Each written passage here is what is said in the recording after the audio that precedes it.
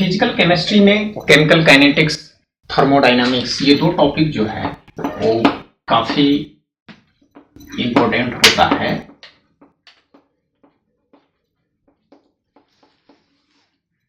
इसलिए इंपॉर्टेंट है ये क्योंकि थर्मोडायनामिक्स में जब हम स्टडी करते हैं दोनों रिएक्शन के बारे में डिस्कस करता है, दोनों रिएक्शन के बारे में डिस्कस करता है, फिजिकल चेंजेस के बारे में रिएक्शन में डिस्कस करता है, ये मैकेनिकल चेंजेस के बारे में थोड़ा डिस्कस करता है।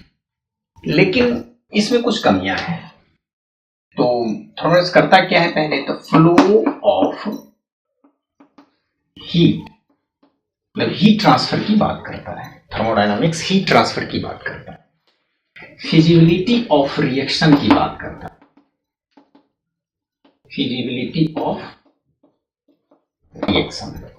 रिएक्शन होगा कि नहीं उसके बारे में डिस्कस करता है, फ्लो ऑफ हीट के बारे में बात करता है। जैसे हम एक एग्जांपल लेते हैं कि हाइड्रोजन ऑक्सीजन मिल करके वाटर का फॉर्मेशन करेंगे, लेकिन वाटर का फॉर्मेशन करेंगे ये तो फिजिबिलिटी बता देगा कि थर्मोडायनामिक्स ये हमें बता देगा, लेकिन कब होगा, किस रेट से होगा, कैसे होगा, how reaction takes place, means what will be the mechanism, when it will be happened, when it will complete the reaction, and how it will be.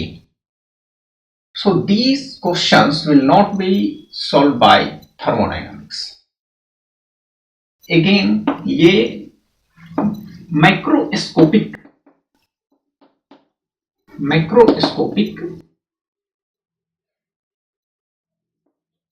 Material के बारे में डिस्कस करता है, मीन्स कि इंडिविजुअल एटम के बारे में यह डिस्कस नहीं, माइक्रोस्कोपिक पार्टिकल के बारे में यह डिस्कस नहीं करता है। तो इस क्वेश्चन को डील करने के लिए केमिकल काइनेटिक्स एक टॉपिक है जिसके बारे में अभी हम लोग जानने की कोशिश करेंगे। तो केमिकल काइनेटिक्स में क्या है, केमिकल काइनेटिक्स में कि रेट ऑफ रिएक्शन, रेट है वेलोसिटी ऑफ रिएक्शन,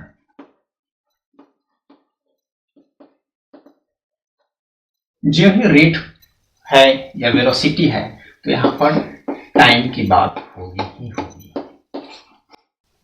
वेलोसिटी है मीन्स की डायरेक्शन की बात होगी ही होगी, डायरेक्शन की बात होगी ही होगी। तो क्या होता है कि कोई रिएक्शन है तो रिएक्टेंट की जो कंसंट्रेशन है उस पर डिपेंड करता है कि प्रोडक्ट का फॉर्मेशन। तो the concentration of reaction, rate of reaction depends upon the concentration of reactant. तो यहां पर क्या है कि हम उसके बारे में भी अभी हम डिस्कस करेंगे कि कैसे रेट ऑफ रिएक्शन जो है वो किन किन फैक्टर पर डिपेंड करता है।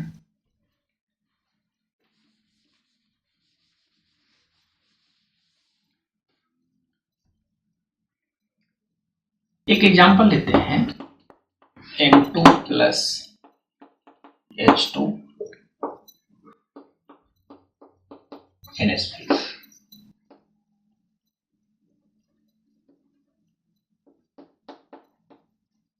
डेल जी इसका निगेटिव है, ये थर्मोडायनामिक्स में है, ये अलग मैटर है, हम लोग वहां डिस्कस करेंगे। इक्वेशन को बैलेंस करते हैं, N3 दो नाइट्रोजन, ये इक्वेशन अब बैलेंस है। ये निगेटिविटी ये बताता है कि ये रिएक्शन पॉसिबल है, लेकिन कब पॉसिबल है ये नहीं बताता है, तो हम लोग इसे देखते हैं। एक्चुअली क्या होता है कि केमिकल काइनेटिक्स इसलिए भी इंपॉर्टेंट है क्योंकि हम किसी फैक्टर को चेंज करके उसके यील्ड ऑफ द रिएक्शन को भी बढ़ा सकते हैं। तो ये भी एक फैक्टर है जिसकी वजह से ये काफी महत्वपूर्ण हो जाता है। तो स्टार्टिंग में इसकी मतलब कि जब time t is equal to 0 हुआ तो उस समय इसका कंसंट्रेशन क्या होगा, तो कंसंट्रेशन कैसे दिखाते हैं, N2 और ये ब्रैकेट यूज मीन्स की कंसंट्रेशन ऑफ नाइट्रोजन, ये कंसंट्रेशन ऑफ नाइट्रोजन, इसका कंसंट्रेशन कितना होगा जब t 0 होगा तो, और प्रोडक्ट की कंसंट्रेशन मतलब कि अमोनिया की कंसंट्रेशन यहाँ पर क्या होगा, 0 होगा, मीन्स इसका कंसंट्रेशन 0, कंसंट्रेशन ऑफ अमोनिया ये 0। कंसंट्रेशन कैसे दिखाते हैं, N2 मतलब यहाँ पर लिखें और ये ब्रैकेट मीन्स ये शो करता है कि concentration of nitrogen, concentration of nitrogen. कुछ समय बाद आफ्टर टाइम t क्या हो जाएगा इसका, तो N2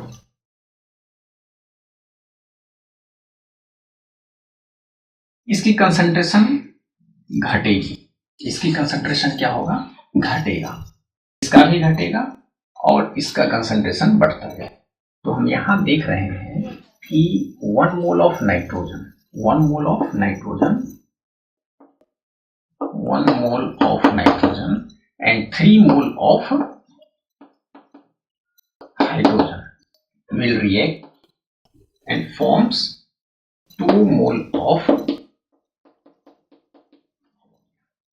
2 मोल ऑफ अमोनिया का फॉर्मेशन हो रहा है यहाँ पर। तो हम यहाँ क्या देख रहे हैं कि ये जो है शुरू में 1 मोल था, ये घटते घटते घटते घटते घटते 0 की ओर जाएगा, ये भी घटते घटते घटते घटते 0 की ओर जाएगा, और ये 0 था तो अब ये जो भी होगा x मोल की ओर जाएगा, और x कितना है, ये 2 मोल की ओर जाएगा। इस इक्वेशन से हम ये अभी ड्रॉ कर,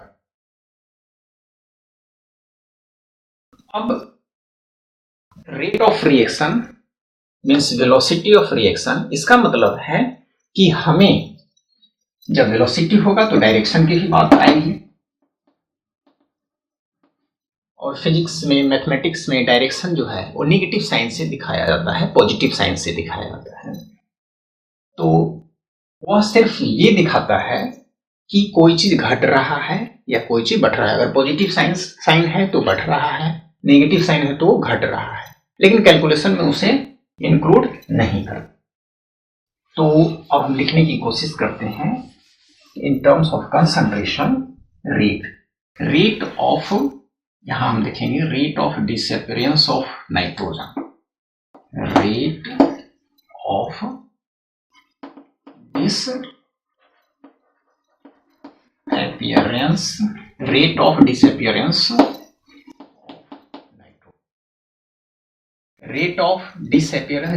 मतलब ये घटता जाएगा, rate of disappearance of hydrogen और rate of formation of ammonia, rate of formation of ammonia. तो लिखते हैं एनी इंस्टेंट ऑफ टाइम, जो कि क्या होता है कि कंसंट्रेशन शुरू में कुछ है, धीरे धीरे उसका घट रहा है, प्रोडक्ट का बन रहा है, तो किसी खास समय पर, हमेशा तो एक समान उसका कंसंट्रेशन होगा नहीं, तो हम किसी खास समय पर एनी इंस्टेंट ऑफ टाइम कितना होगा, तो change in concentration of nitrogen, change in concentration को ऐसे दिखाते हैं, change in concentration of nitrogen with respect to time dt। ये d जो है ना स्मॉल चेंज को दिखाता है, जैसे कि स्टार्टिंग में अगर कंसंट्रेशन नाइट्रोजन का x1 है और जब t0 के समय और N2 का कंसंट्रेशन आफ्टर टाइम t कितना कंसंट्रेशन हो गया है, x2, x2 माइनस x1 जो भी आएगा, और चूंकि ये रिएक्टेंट है तो स्टार्टिंग में ये ज्यादा होगा, मीन्स कि x1 is greater than x2 होगा, तो चेंज कितना होगा, तो x1 माइनस x2 कितना होगा। तो चेंज को दिखाने के लिए हम d यूज करते हैं, और ज्यादा चेंज दिखाना है तो ये डेल्टा यूज, तो ये d स्मॉल चेंज को दिखा रहा है, तो any instant of time small changes will take place. तो change in concentration of nitrogen with respect to time.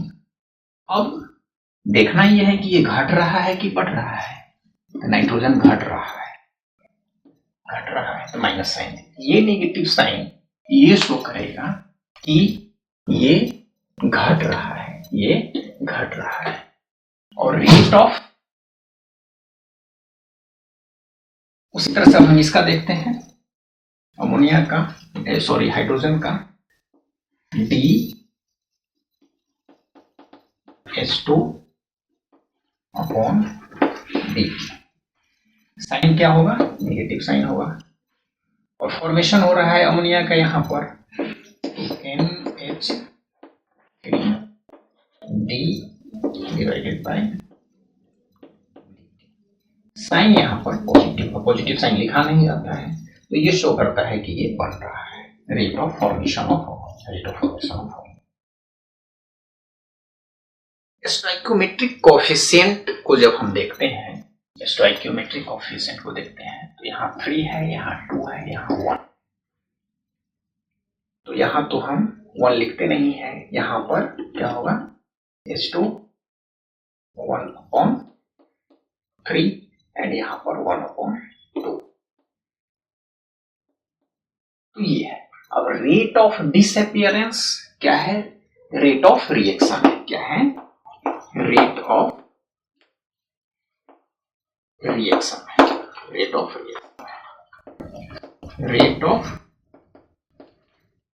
Of disappearance of H2, rate of reaction है, रेट ऑफ रिएक्शन क्या है, rate of formation of ammonia है। Means कि इन chemical reaction any of reactant and any of product के term में हम rate of reaction, इसे हम डिफरेंशियल इक्वेशन कहते हैं, डिफरेंशियल इक्वेशन।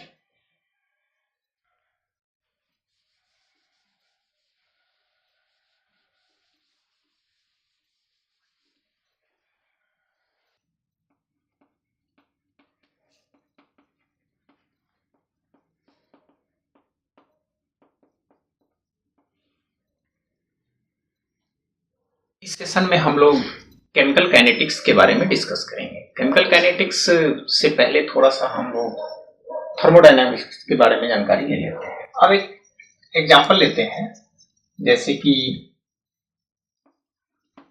2A बन रहा है B, इसे हम कैसे लिखेंगे, इक्वेशन, रेट इक्वेशन कैसे लिखेंगे, तो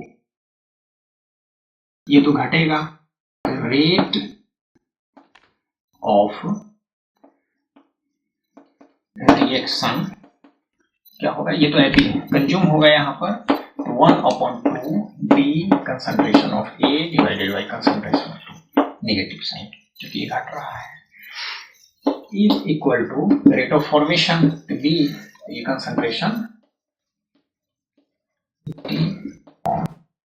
dt, यहाँ इसका कोएफिशिएंट 1 है तो 1 तो लिखा नहीं जाता है, और ये तो ये आ गया रेट ऑफ रिएक्शन इसका। उसी तरह से एक नेक्स्ट एग्जांपल लेते हैं,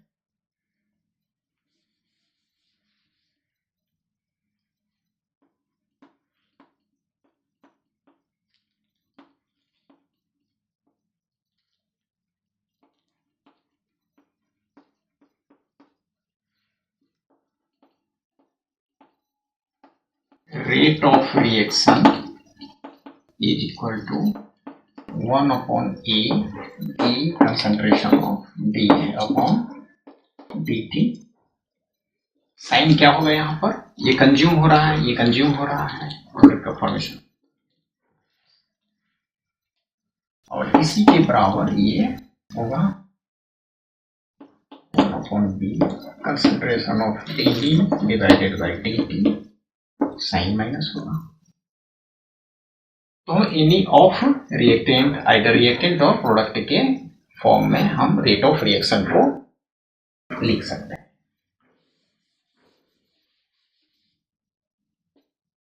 एक दूसरा एग्जांपल लेते हैं कि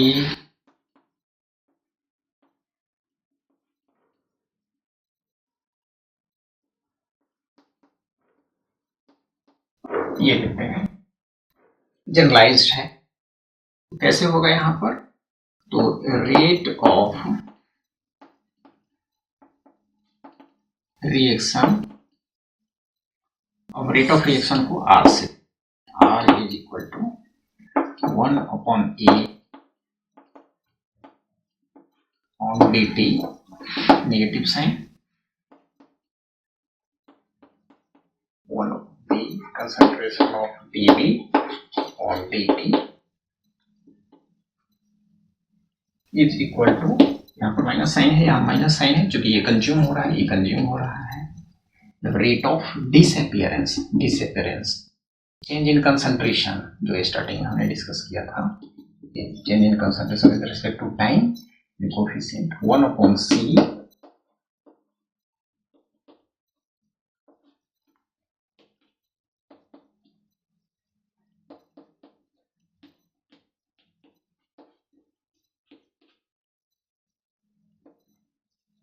ये d जो है, ये d कोफिशिएंट है, ये कोफिशिएंट है, और ये d डिफरेंशियल चेंज। तो इस तरह से हम लिखेंगे, क्या देख रहे हैं यहाँ पर, या तो इस रिएक्टेंट के फॉर्म में एनी ऑफ रिएक्टेंट और एनी ऑफ प्रोडक्ट के फॉर्म में हम रेट ऑफ रिएक्शन लिख सकते हैं।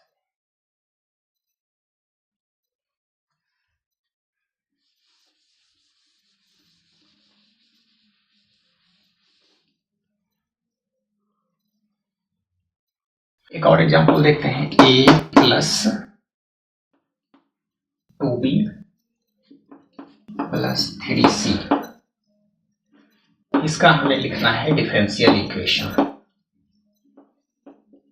कैसे लिखेंगे, minus concentration of changing with respect to time is equal to minus half dt minus 1 upon 3 d concentration of C upon dt। तो ये हो जाएगा डिफरेंशियल इक्वेशन, इसका ये हो गया। उसी तरह से एक और एग्जांपल लेते हैं,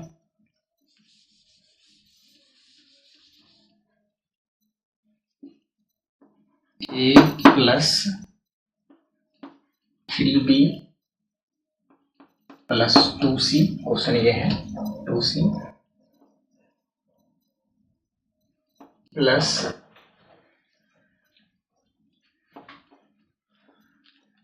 B प्लस 2E, इस तरह का है। तो अब हम क्या करेंगे, इसका rate equation R is equal to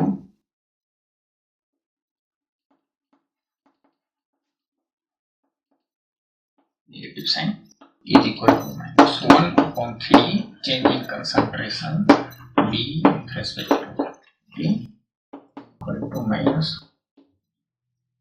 change in concentration with respect to time of formation of D।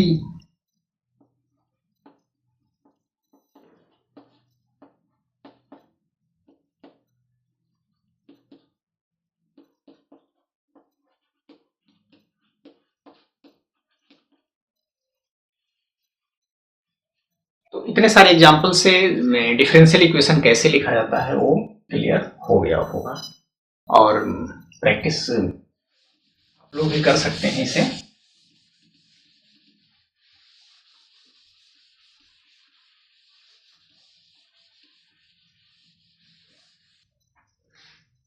अब रेट लॉ या rate constant, velocity constant,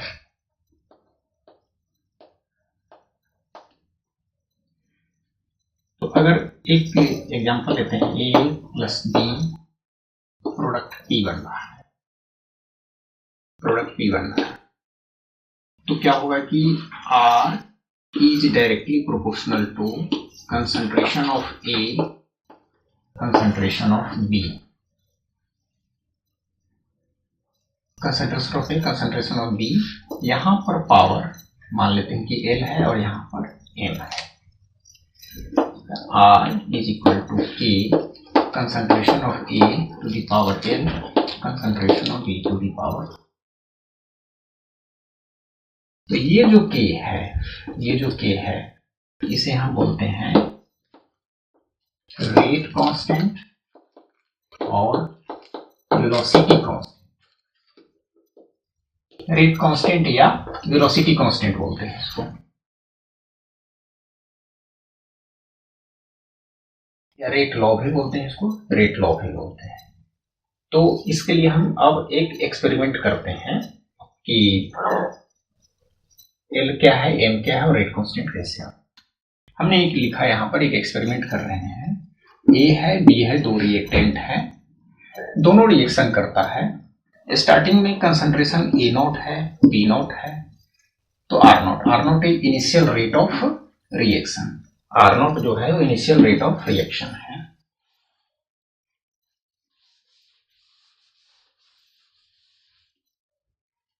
initial rate of concentration, जब कंसंट्रेशन इसका, जब कंसंट्रेशन इसका चेंज होता है टू ए नॉट होता है और ये बी नॉट रहता है, बी जीरो होता है, तो इसका रेट दोगुना हो जाता है।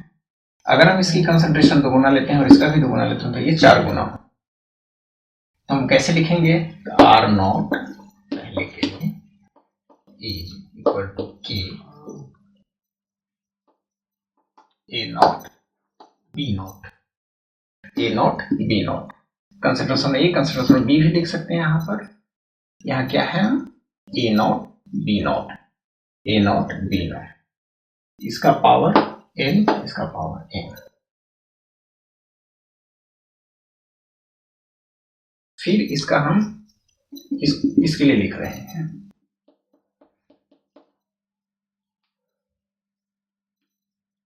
To R not is equal to concentration of this, तो K rate constant, to A naught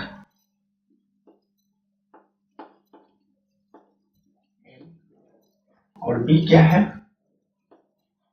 B naught N। इसका भी लिखते हैं तीसरा,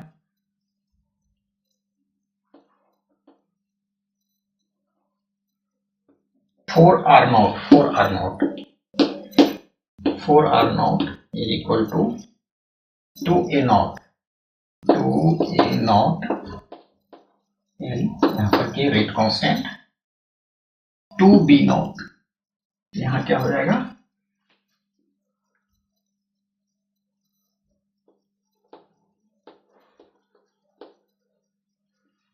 ये हुआ to A naught to B naught to the power N, to A naught to the power L, 4r है rate, 4r के वेलोसिटी कांस्टेंट। अब इस इक्वेशन से हम कोरिलेट करना चाह रहे हैं, जैसे कि इसे लेते हैं equation second, 2r not is equal to के 2 to the power n, a to the power n, b to the power n, k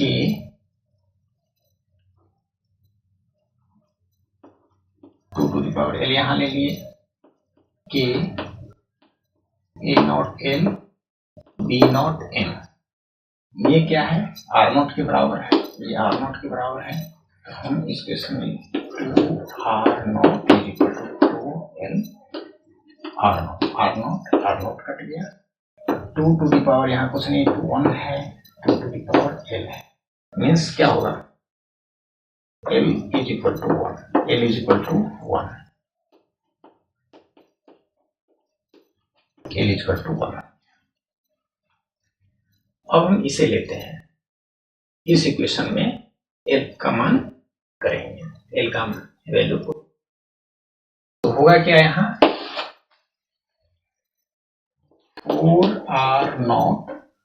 4r0 is equal to k is equal to k 2 to the power l a to the power a0 to the power l 2 to the power m b to the power m, 2 to the power l की जगह पर 1 लिख दिए तो 2 हो गया k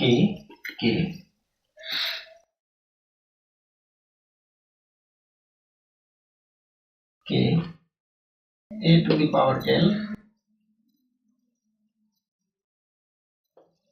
2 to the power m b to the power m,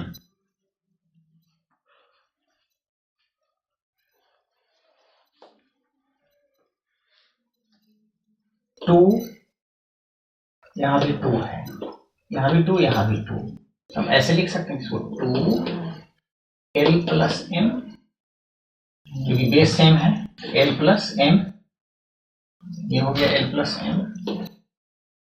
अब क्या बच रहा है a to the power l, a to the power l, b to the power m, k a not l b not m क्या है r0 है, 4r0 is equal to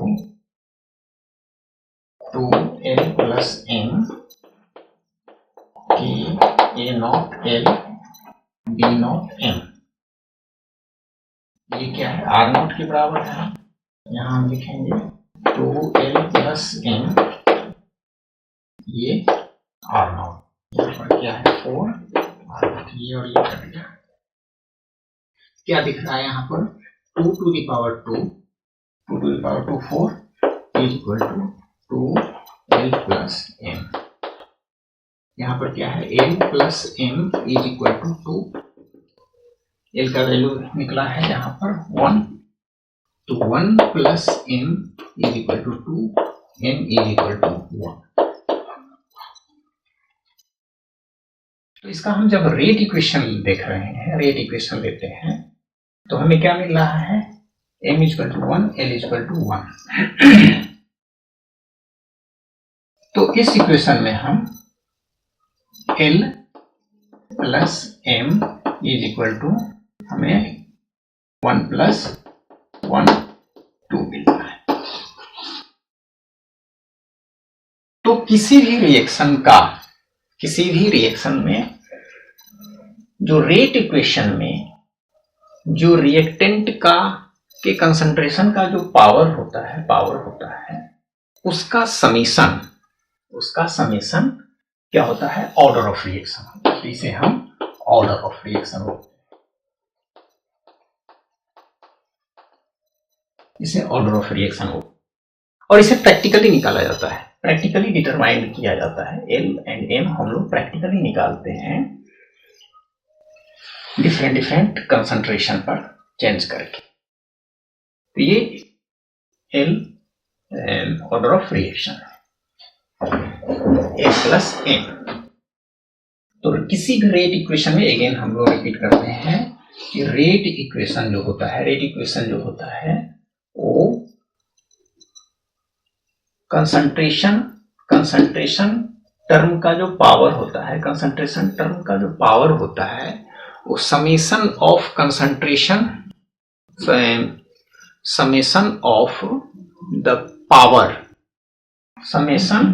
the power, किस चीज का पावर, तो कंसंट्रेशन टर्म के जो power होते हैं उसको हम ऑर्डर ऑफ रिएक्शन बोलते हैं। तो इस तरह से और आप लोग प्रैक्टिस कर सकते हैं। Thanks a lot for watching this video.